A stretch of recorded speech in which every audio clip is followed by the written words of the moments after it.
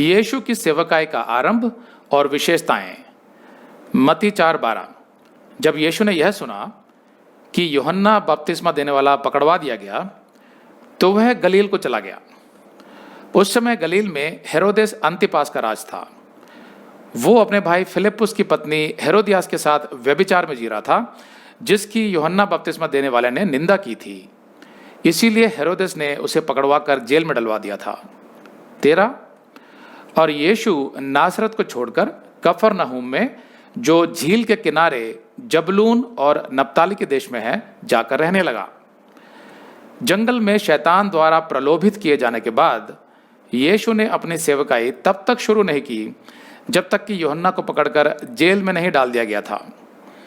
यीशु के नासरत से कफरनहूम जाकर बसने का मुख्य कारण लूका 4:16-30 में लिखा है, जिसमें बताया गया है कि नासरत में लोगों ने यीशु को मसीहा स्वीकार करने से इनकार कर दिया था और उसे पहाड़ी से गिराकर मारने पर उतर आए थे। इसीलिए यीशु कफरनहूम चला गया। कफरनहूम वो जगह थी जिसमें इजराइल के 12 गोत्रों में से जुबलून और नप्ताली गोत्र रहते थे।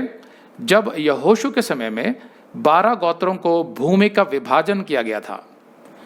कफरनहूम में अन्य जाति और यहूदियों की मिली जुली आबादी थी, जिसकी वजह से यहूदिया प्रांत के शुद्ध यहूदी कफरनहूम के लोगों को थोड़ा नीची नज़र से देखते थे, क्योंकि कफरनहूम के यहूदी अन्य जातियों के प्रभाव के कारण अपने नैतिक और धार्मिक मूल्यों में उतने शुद्ध नहीं रह गए थे। इसीलिए यीशु का कफरनहूम जाना एक पुरानी भविष्यवाणी का पूरा होना भी था, जो यशाया ने की थी यीशु से लगभग 700 साल पहले। 14वीं आयत, ताकि जो यशाया भविष्यद्वक्ता के द्वारा कहा गया था वह पूरा हो।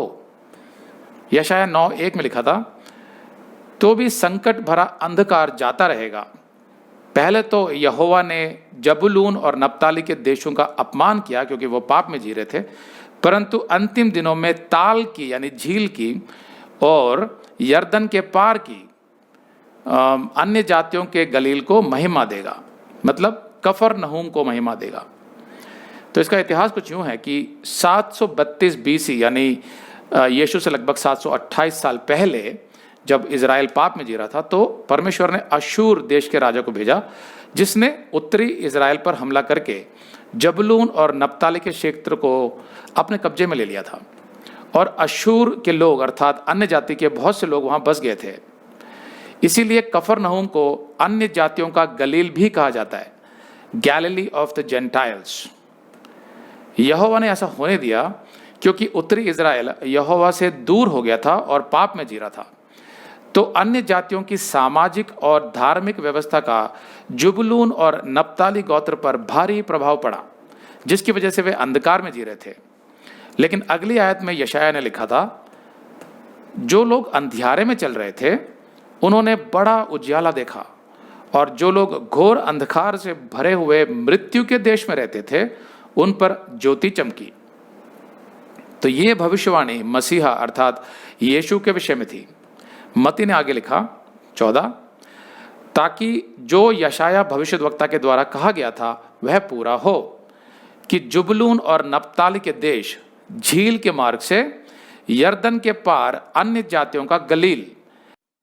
अगर आप ये संदेश पूरा देखना चाहते हैं तो आप इसे हमारे वेबसाइट hindiBiblestudy.com पर देख सकते हैं। यह वीडियो हमारे मई के वीडियोस में अपलोड किया हुआ है, तो जिनके पैकेज में भी मई का महीना शामिल है उनको यह वीडियो उनके मई अकाउंट में मई के वीडियोस में मिल जाएगा।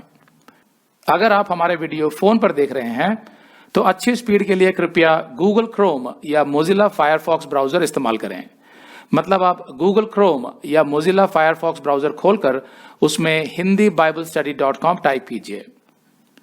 अगर आप हमारे वेबसाइट के विषय में जानकारी हासिल करना चाहते हैं तो आप YouTube पर हमारा संदेश देख सकते हैं, जिसका शीर्षक है एक विशेष सूचना, हमारी मिनिस्ट्री का अगला चरण, second phase of our ministry. उसका लिंक इस वीडियो के नीचे दिया हुआ है।